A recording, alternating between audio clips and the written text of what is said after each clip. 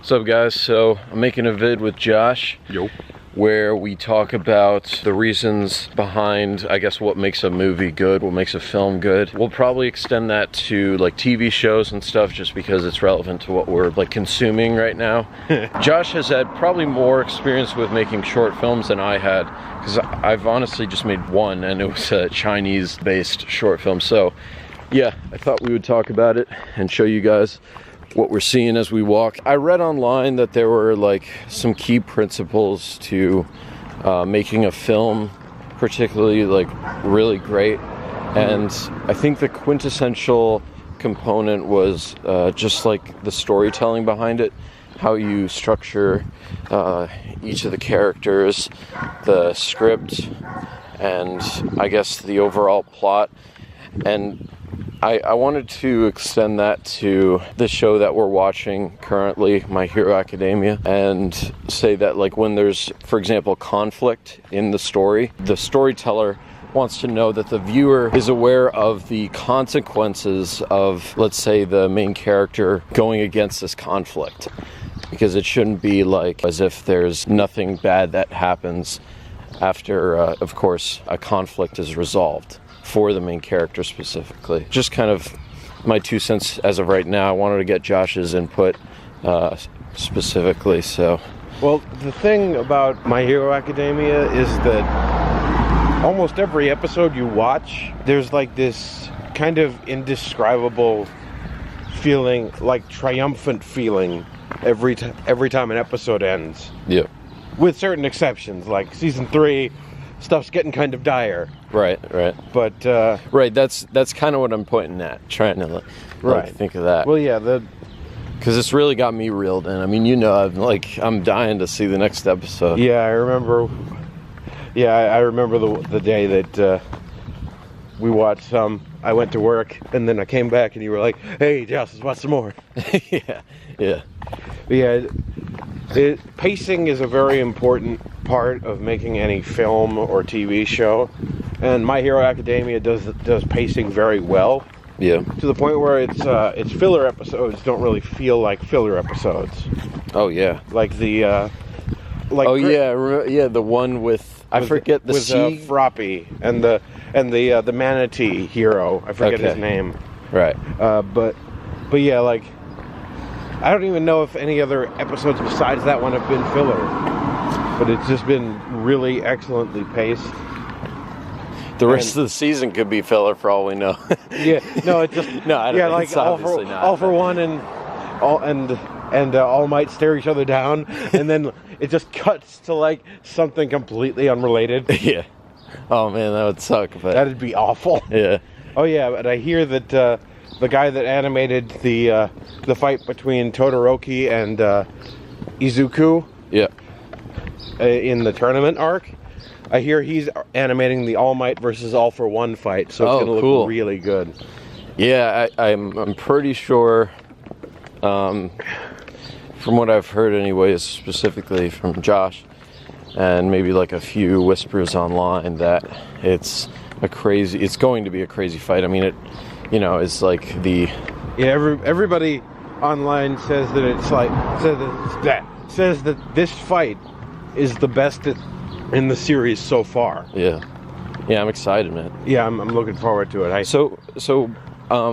did want to ask, when you make your short films, what are some of the components that you look out for, like when you're helping to? Because I know you do a lot of the work with like directing. I guess some of the producing and. You make sure that everything's right. So yeah. I don't know. What do you think? Like, what's going on in your mind when you're doing a scene? Well, you have to make sure that everyone. Well, you have to have a clear picture of how the scene should play out in your head when you're directing a scene.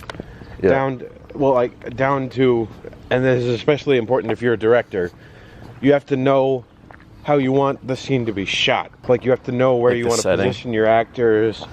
Yeah, that's a good point. You want to know where you want them to move and at what time. I just remember struggling with this. Is that the one scene in Fiasco, which is a short film you could find on my friend Rich's channel, Rajaroth Enterprises. Yeah, I'll just throw it in the description. Yeah. I think I plugged it once when we were talking about, we had a pod vlog about making a short film in the future. Yeah. I don't think that came to fruition, but not yet. Josh and I are actually thinking about a new one this summer before I leave for Taiwan.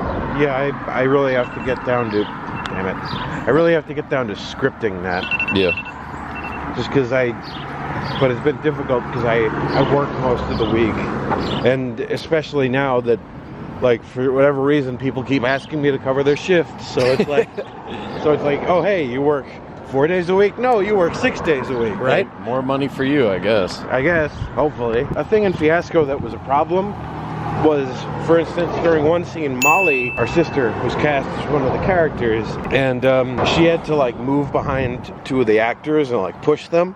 Yeah. But she kept doing it too early, which threw off the balance of the entire scene. Right, so as you were saying before, like pacing is a big thing. Mm-hmm. Pacing and positioning. Yeah, man, I could see how that makes a huge difference. You were talking about like the setting. You got to make sure that you want to know where the scene should be taking place. When you don't really have that much of a high budget, I guess in one way it can be challenging, but in another way it could be like creatively encouraging. Well, yeah, like that's why for this latest short film idea that I have, I'm assuming it's going to be a short film because for whatever reason, whenever I try to make a theatrical length film, it always ends up being a short film. Yeah. Just because, like, I don't know. Anyway, I get it. Like time commitments, even for yourself, it's difficult. Like, but like I shoot everything I want to shoot. It just at the end of the day, the script ends up being shorter than feature length. Oh, okay.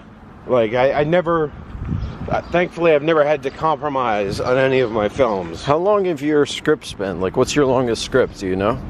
I mean, it's hard to say because I lost the files for the scripts for my two films when my computer got wiped. Oh, okay. Oh, yeah. So, I want to say there were about 50 or 60 pages. But I can't be sure. Okay, let's turn around. Yeah. Might as well. And then, but yeah, like I was saying in terms of location, that's why for my newest film idea that I have, the location is a big part of it. But I'd be using the surrounding location. Like, the idea of it is that two characters need to get from Pennsylvania to the Pine Barrens in New Jersey. Oh, okay. In like one night. Oh, wow. Otherwise... So I assume like there will be a lot of scenes by car, right? Yeah, there'll be a lot of scenes by car. I've always been interested with the best angles you can get in a car, the way to make it look the most authentic. Authentic, sure, yeah. The most cinematically pleasing. Yeah, there you go. I guess is there you go. That's what I mean. But in Fiasco, I did a scene in the car, and that was pretty difficult. Yeah. Because the camera that I have is not the best, and it involved a lot more actors and it involved 5 actors instead of just 2. Oh, nice. So there were 3 people scrunched up in the back. Wow. Including one of my friends, Andrew. Oh yeah, no, I remember that scene. Who's like sweating profusely because he had to wear because he was wearing the jacket with like a fur lining in the middle of like August. Damn. Oh, what, for the scene, for like the aesthetics of the scene? Yeah, for the scene and inside a car, and it's like.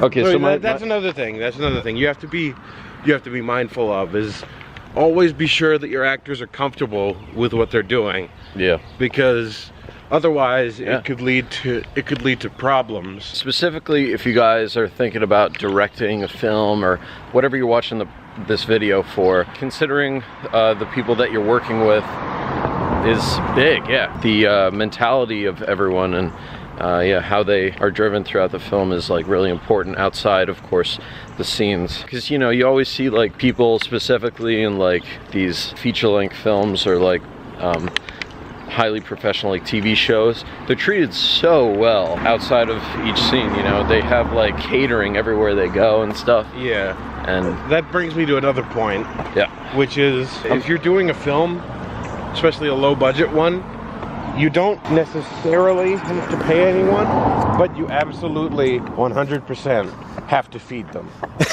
Yeah, food is everything, man. Yeah, like, and if you honestly, that could be incentive for them to work for you, to be on the film.